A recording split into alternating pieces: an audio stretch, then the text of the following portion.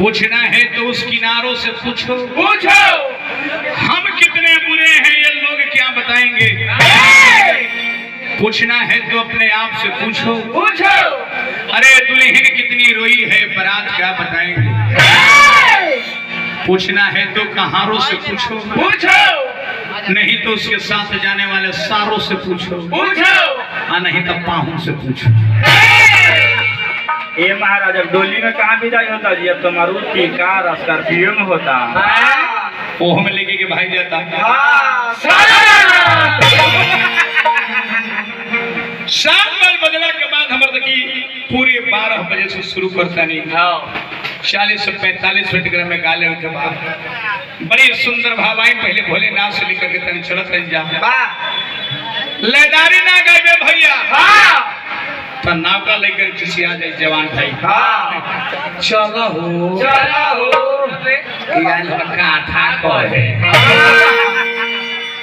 लेदारी का तो जवान भाई खुश हो जाए लोग। तो भैया हाला कौन कौन काम लेदारी गाला पर जवान भाई खुश हो जाए लोग। आता वाले बूढ़ा का खिसिया के चल दी लोग। नाम में सुने रहनी हम ये घर के लौड़े छोड़े ब्यासे बन जाता है।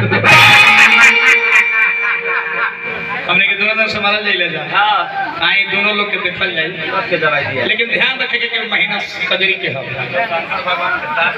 हाँ देवन के देवनाथ देव यरुदानों के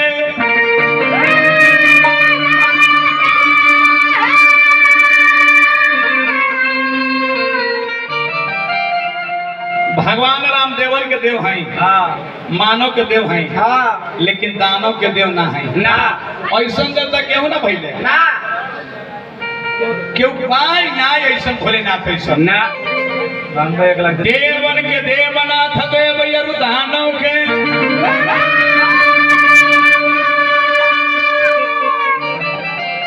मानव के देव जग जन में कहाइले।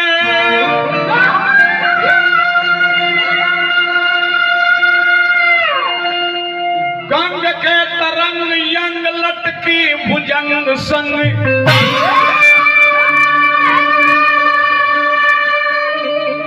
डमरू त्रिशूल चांद चूल में छिपाइले।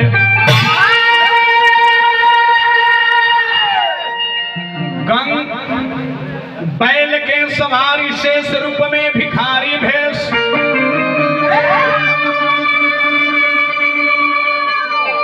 भूत दूत जोगनी के संग में नचाइले।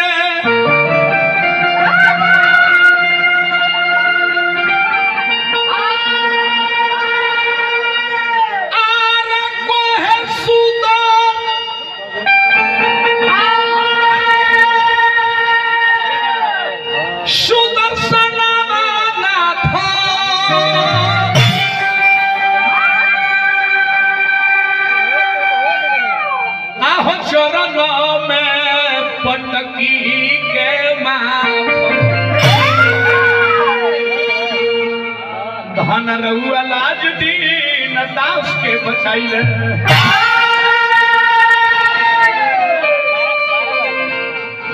आई 2 मिनट के भाव खड़ा हो जा। जय हो चिलमिया वाला बाबा, जय हो जाता। यही इनका देखो नहीं ना रहुआ सब परिचय हो तिवारी बाबा तो चिंता। यही है पशुपति मेल, पशुपति मेल। गरीबों से एक घड़ी भोलेनाथ के बाबा बैजनाथ के दरबार में भीड़ इतना चलता का है। एगो गीत हम गवनी 2 मिनट के सुन ली। आई गीत हमारे YouTube चैनल पर मिली, सुदर्शन यादव ऑफिशियल नहीं तो सम्राट म्यूजिक वर्ल्ड। निक लगी, ठीक लगी तो देख ले के बाद सब्सक्राइब कर के बाद तनी कमेंटो करके बताए कि कैसन गीत रोज सबके पड़ोसी। बहुत गीत रोज के रोज डालत है, नया कई प्रकार के कजरी डालल बा। एक आध सुनाई छेपक में हम भाई हाय रे सावन किया रे सावन के बरसी बदरिया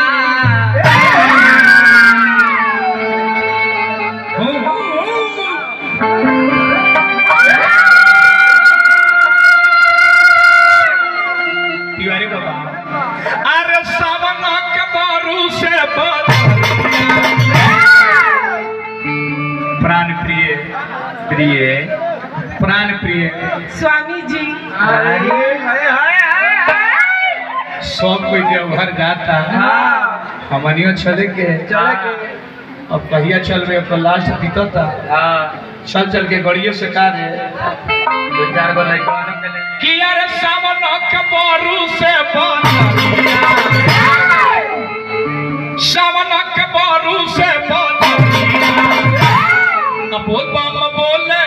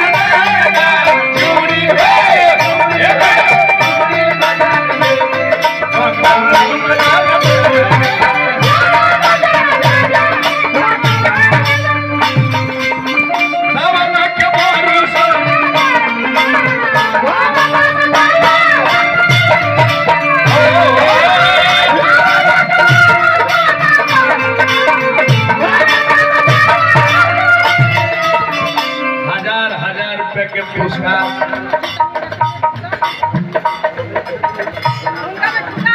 प्रधान जी हमारा विक्रमन जी प्रधान जी के परम मित्र विक्रमा जी प्रधान जी को 1000 रुपए के पुरस्कार हे भोलेनाथ जौन खजाना से रुपया बता एमे भगवान भोलेनाथ के ध्यान होके के चाहिए प्रधान जी पद पर दिशा हमारे प्रधान जी के प्रकार है यही कामना करब जय हो एगो प्रधान जी के माला से सम्मानित हम करब और वो सब पानी से सम्मानित कर दी ताली ताली बजा दी प्रधान जी के मित्र के भी सम्मानित करो भगवान पद प्रतिष्ठा बनवे रही यही कामना करो और हमरा के बीच में शख्स के खड़ा कर तनी जब बलिया के धरती के हमरा दर्शन करवले रामपुर सीट से हमरा मदन यादव जी तनी खड़ा हो भैया रवे के ही नहीं तो बलिया हमें के ना देख रहे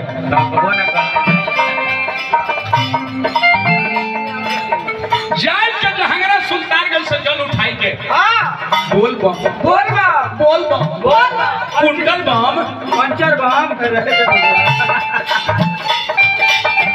जाय के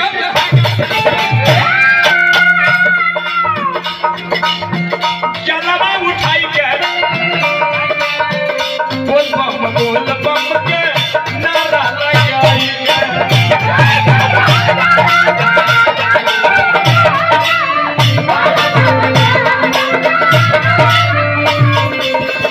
और तनी कोमर के किली देखावे दादा तिवारी बाबा